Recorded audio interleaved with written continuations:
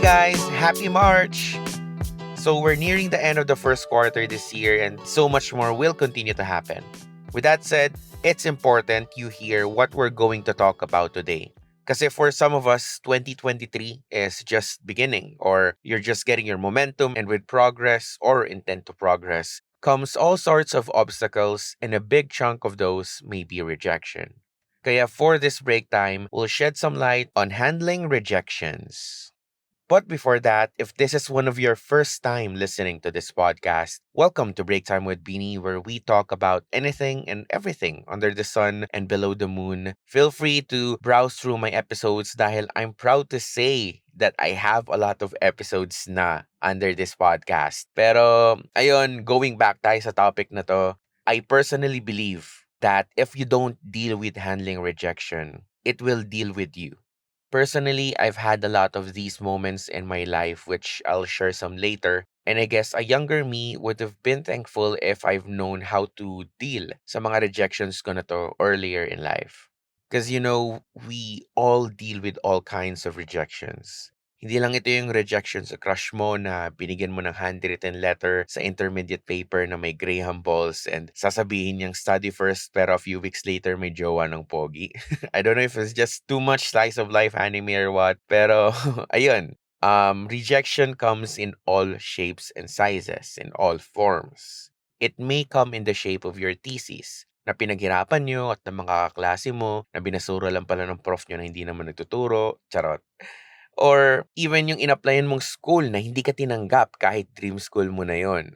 In OJT or lalo sa work, 'di ba? Meron tayong mga dream jobs, yung mga gusto nating maging boss or CEO or supervisor balang araw. Pero na-reject ka.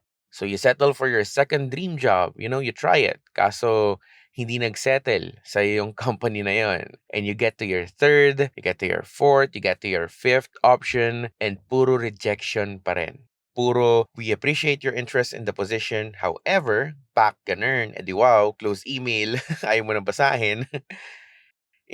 Other than that, some rejections come in the form of career promotion that you've been working hard on. Kaso next time na lang daw ulit. Hindi ka daw eligible for promotion or even a raise. Wag daw muna. I was talking to this friend na first time niyang humingi ng raise sa company niya. Hindi niya pa nga sinasabi yung amount, pero ni-reject na siya.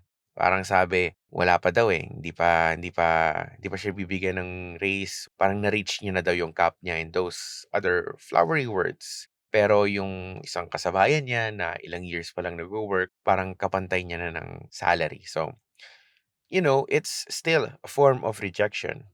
Or when you're trying to change jobs to get a higher salary, to have a better package and benefit, or have a better management at the very least, or if you're trying to shift career from this to something entirely different, kaso puro denied ka pa rin. Rejections are very much present. It sucks. But I want you to know that unless you isolate your whole being, your whole aspect, and put yourself in a corner without doing anything all your life, you're going to have some sort of rejection. And it's best to come prepared, or at least know how can we deal when rejection slaps us in the face? How do we react when it knocks in front of our door and we were expecting blessing and we were expecting success and we were expecting congratulations? And in this podcast, I'll share with you some suggestions. I won't number it down because honestly, kahit I believe pulido naman tong outline ko, I want to share it with you as free flow as possible. Even if isa or dalawa lang yung maalala nyo or yung mga quotable quotes lang na sasabihin ko, okay na okay lang. So, what do we do, di ba?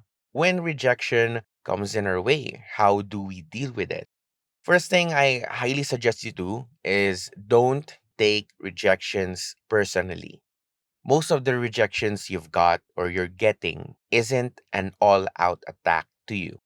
You may feel it's unfair. You may feel you deserve something better or ito na yung chance mo to, reach your goal. You've been working so hard for it, but still, rejection isn't to attack you. And a lot of the rejections isn't to belittle you, is not to put you down, and it doesn't have the sole purpose to crush your soul. Because if you keep on assuming or having this cognitive bias na yung mga rejection sa buhay mo ay direktang atake sa'yo, you'll start utilizing it as an excuse instead of working on yourself for the next opportunity. Hindi ka pinagkakaisahan ng mga tao sa kumpanya na inaplayan mo dahil may strong random anger lang sila sa'yo na gagamitin mo balang araw para ipahiya sila. Hindi to K-drama. Most likely, you probably got rejected applying to that company dahil may mas better silang candidate or you were simply lacking as of the moment para sa position na yon. It doesn't mean that the world hates you. It just means it's not your time yet. It means that you are not the best among the choices. And that's fine. Work on yourself to become the best candidate next time. Eh, Bini, kaya lang naman siya natanggap dahil pinsan niya yung HR. Di naman magaling, ganito, ganyan. You know, if that's the case, and you're very sure, hindi lang yung wild assumption mo na pinairal mo yung overthinking mo nakaka-relate ako sa ganyan. You know, if you are sure na may palakasan na nangyari, and 100% palakasan lang ang dahilan kung bakit natanggap yon, because it does happen, then, be thankful na hindi ka napunta sa kumpanyang palakasan lang. Not all companies you apply in the future will be like that. Okay lang malungkot, okay lang ma-frustrate dahil sa nangyari, okay lang mainis. It's part of the process of rejection. Pero, be mature to take it in. Take the initiative to see what's wrong with you. Not for the purpose of self-pity, but to improve yourself. Even if there's no assurance that the next company won't be a rejection. May kwento ako na I know maraming makaka-relate, pero naintindihan ko kung hindi kayo aminado dito dahil, I don't know, medyo, it's kind of immature, but it happens to the best of us and alam ko na hindi ako lang 'to. Very early in life, I had the opportunity na mag-apply, 'di ba, sa maraming work. And since it was my first time applying, I had a lot of rejections, a lot of turndowns, mga try again messages, karamihan mga snub or walang reply from companies, hindi na ako binalikan. And nung time na yon, sumama talaga yung loob ko. Sinumpa ko talaga yung mga company in a sense na balang araw ipapamukha ko na mali kayo ng desisyon, na bobo kayo for rejecting my potential. And tuwing makakakita or maririnig ko yung name ng company na yun, nireject ako, inistamp ako, di ako binalikan, sasama yung loob ko ng sobra. And before, that's how I felt with rejection. Very unhealthy and immature, like I said, pero yung time na yun, blindsided talaga ako. And I feel half of you will find it funny and not that relatable, pero half of you will relate in some way kahit hindi kayo aminado. Pero okay lang yan. The invested emotion I spent every time I got rejected made me exhausted. It made me weary of trying other opportunities, a lot of opportunities that I should have had, 'di ba? Kaya if you get rejected, hindi lang sa work, kundi in any other aspect of your life, don't take it personally. Process emotion, process grief if necessary, lalo na kung about family or relationships yan.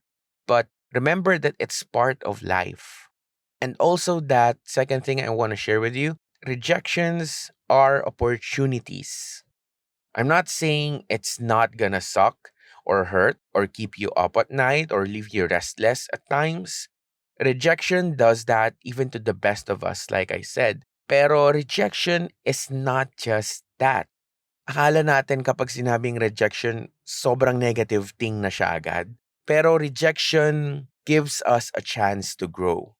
Imagine if you win every time, you win every game in life, then you'll never have the chance to grow. You'll never have a moment to see na ano ba yung pagkukulang ko so that I can improve next time and achieve what I want to achieve. Do what I need to do better to, discipline myself. When situations or people reject you, assess yourself and reevaluate. Ano ba yung pagkukulang ko? How can I be better? Rejections are not only opportunities, they are requirements for success. They are prerequisites. They're a must. Before you get to where you want to go, you have to stumble and screw up.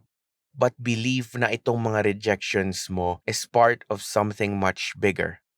A lot of successful people, especially those who struggled early on, they were met with a lot of rejections. Naaalala ko nga tong isang Facebook post na nakita ko long before about kay Oprah na at the age of 23 daw, Oprah was fired and the other host, sabi dun sa caption, sa picture, well, that was a mistake. And the other host, who were talking about Oprah, she said, no, it wasn't. Sabi niya, she was just some 23-year-old punk who needed to get fired in order to become Oprah. So when you get rejected, embrace it, but don't forget to learn from it. Replace your I should have known better with now I know better. Self shame is sabotage. RuPaul once said that the secret of success in every field is determining what success means to you. If your definition of success alone is never failing, never being rejected, and just experiencing good, comfortable, great things, then success is gonna be impossible to find. You will spend your whole life searching for it because it's not real. Kaya let your definition of success come in a more realistic setting. It does include rejections, oo, pero that's part of what success is. Sabi ko nga sa break time with Pini post ko na pwede niyong i-follow sa Facebook para makita niyo rin yun. Sabi ko doon, something that's worth it will never be a walk in the park. Those who know me might say, ay, Bini, madali lang yan sabihin sa'yo because you've got it all together, quote and unquote, okay na ang buhay mo ngayon. Pero okay nga ba? Abangan, char. Hindi. Pero, alam mo yun, those who really know me, well, I don't share, even to my close friends, no, I don't share all of my problems. Pero, believe me when I say, kasi ang dami ko ng pinagdaanan, promise. And marami pang pagdadaanan. Wow, I'm so excited. Charot. Hindi, believe me when I say that I am where I am right now because I've had to deal with rejections. I've had to deal with a lot of no, a lot of trial and error and error and error. And I've experienced my fair share of horrible failures. So let me share with you another time in my life na nag-a-apply ako. 'Di ba? Puro application stories pala to. So, parang ilang months akong hindi nagsasend ng resume, nagpo-procrastinate dahil natatakot ako ma-reject. Yun lang naman yun eh. One of the main reasons why you're procrastinating is because for these kinds of things that have no deadline, because comfortable ka na sa position mo and, there's fear, di ba? Umabot na yun to the point na kailangan na talaga. May pressure na sa bahay, parang feeling ko napapag-iwanan na ako and a lot more reasons. So what I did to overcome my fear and habit of avoiding dealing with rejection, nung araw na yon, I applied to all the AM and FM radio stations that I could find. Kasi nung time na yon gusto ko maging DJ or sa production. So talagang nilista ko isa-isa yung mga stations, nilista ko yung email nila sa bond paper, and even yung mga production companies din, ganun. So ang dami. I sent my resume to all of them sabay-sabay. Hi, my name is Vince. I'm a graduate of Chu MMA. I believe that I'm a fit for your role. Even sa mga walang opening, parang I'm interested in position of 222. I finished this. If ever there's a position, please, ganyan, eme. Paulit-ulit ko yun sinend and literally lagpas 40 na mga companies, na mga stations, na mga production companies yung in-applyan ko nung araw na yun. And, later on, couple days, weeks later, it was miraculous. You know why? Because not one company considered me for an interview. Most of them I got snubbed. The rest said no, na hindi ako fit sa role or wala silang opening. A lot of them, hindi ako binalikan. And nandun ako sa moment na yun na akala ko this was gonna be the climax of my cinematic life, di ba? Na mag-a-apply ako, ang dami kong in-applyan, then matatanggap ako and it would jumpstart my career to the point na few years later on, nasa TED Talk ako and kinikwento ko yung paano ko nag-apply sa 50, 40 companies and natanggap ako sa the dream company ko later on. That was, in the back of my mind a lot nung time na yon. Kaso hindi eh. I'm happy that it happened that way kasi I learned something much more important. I learned to be rejected. I learned to deal with a lot of rejections. And I saw that those rejections were way much worse in my mind than when it happened in real life. Our minds have this creative imagination to make what we anticipate something much, much worse. What I was fearing was when I applied and got rejected sa mga dream companies ko and even sa regular companies that it was gonna be the end of my world, that it's gonna be so horrible, mapapahiya ako, and parang pagtatawanan ako or sasabihan ako ng HR na bakit ka nag-apply dito, ganon. Na pagtatawanan ako ng mga kaibigan ko na na-reject ako, but it was just all in my mind. A lot of my close friends were very supportive during that time, and it didn't feel as bad as when I was replaying it in my head before it happened. Meron talaga tayong creative imagination di ba? To make everything for the worse. So ayun, fast forward, nag-apply na naman ako sa mga companies because I just left my 2-year job, and yung isang ginugol kong company, in-applyan ko. Kasi people first tong company na narinig ko, and malapit sa bahay, and the culture was ridiculously good. So take note, while applying for this company, marami akong ibang ina-applyan, and it was a mix of rejected, pasado pero mababa offer, tinawagan pero hindi na binalikan, mga gano'n. Tas yung ibang company na yun nga natanggap ako or parang 50-50, parang hindi pa ako sure sa culture and management, 'di ba? Parang hindi worth it para sa ganung package. So, RTR, gano'n talaga nag-a-apply eh. Kaya I was really hoping na matanggap ako sa company na 'to, sa isang certain company na 'to. Thankfully, nakapasa ako. Glory to God. And dito sa ginagol kong company, they said, hey, mag-medical ka na, isasend na namin sa'yo yung job offer, yung contract mo this week, basta matapos mo na yung medical mo. So, kasi wala pang job offer parang pasado na daw ako. And I kept asking for that, pero medical daw muna. I did. And, I waited and I waited. Kasi sabi nila pasado na ako and my medical was already good daw. So, through text, through email, through call, I waited and followed them up. And this company has a very good reputation. So, why would I doubt them, di ba? Baka busy lang or baka inaayos pa nila yung offer nila sa akin. Ganon. Pero to be honest, sabi ko kahit medyo ilowball nila yung offer sa akin, I might take it. As in talaga, parang kukunin ko na kahit ganito lang yung increase. Yung as in napakaunti lang. Hirap magbigay ng number 'no, 'pag nasa podcast. Pero as in like kahit maliit lang yung increase, go na ako. Kasi yung culture nga dito is what I'm really after, I guess. And malapit sa bahay, so tipid. So ayun, I continued to wait for them. To the point na naubos na yung ibang opportunities na mga ina-applyan ko, yung mga job interviews ko. May mga hindi ako natanggap, may mga, same cycle. May mga hindi ako natanggap, may mga hindi pa ako binabalikan, may mga hindi okay yung offer, okay, ganon. And other than me having those dry moments sa pag-apply ko, dry na rin yung budget ko. Kasi wala pa akong work na yun. Up until I went to our church's youth camp, met my churchmate's fiance who became my friend na sa Canva nag-work. And sabi, hey, why not try mo mag-apply sa Canva? Chu-chu-chu, ganun. Bilang nagka-Canva na talaga dati pa. Sabi ko, why not Coconut? Try natin, di ba? Nagka-Canva naman ako I know this company naman, ganun. So, dito ko ginagawa yung mga logo ko sa podcast. Kung may mga advertisements na kailangan kong gawin para sa family business. I've had a lot of rejections na. And one more rejection will not make a difference naman To be honest, nung time na yon, akala ko talaga hindi ako makukuha or makakapasa. Pero before I knew it, nakapasa na ako and their job offer, their position that they're giving me is so great compared to what I was initially offered dun sa isang company na hinihintay ko. And literally, based on what I'm experiencing from the time na nag-apply ako sa Canva up until now, it was all green flags and puro wow, may ganito pala na company moments.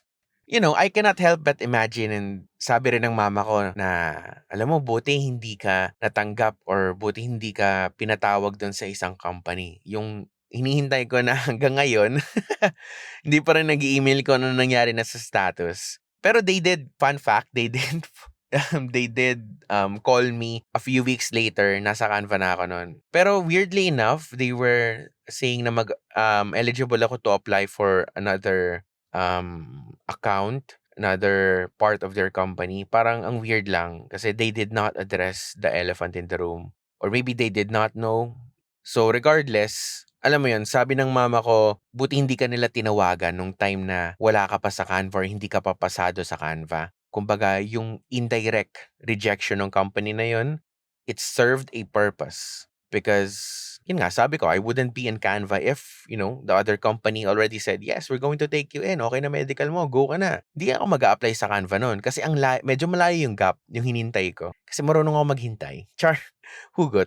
So sabi ko nga, ayun, Canva by a landslide beats that other companies, culture, offer everything. And, my Canva journey so far deserves a whole episode soon. Pero I just want to share with you this story because it's a perfect example and a recent example of how a rejection in my life that I did not want, that I did not feel that I deserved after working so hard, this rejection served a purpose. And all my past rejections, I believe they served a purpose too. Whether it is to make me learn, whether it is because I have other opportunities, or it made me see na itong rejection na to is the consequence because I did not prepare, because of something that I did or did not do. 'Di ba? May accountability pa rin naman. We cannot say na, hindi pa talaga time ngayon. Pero you're not preparing, 'di ba? I just want to share that this is not a bitter way to show my distaste in that company, yung isa, yung before Canva na ina-applyan ko. Dahil hindi ko naman sila ni-name drop. I am thankful sa nangyari. I acknowledge that it happened and I'm happy that it ended the way that it did.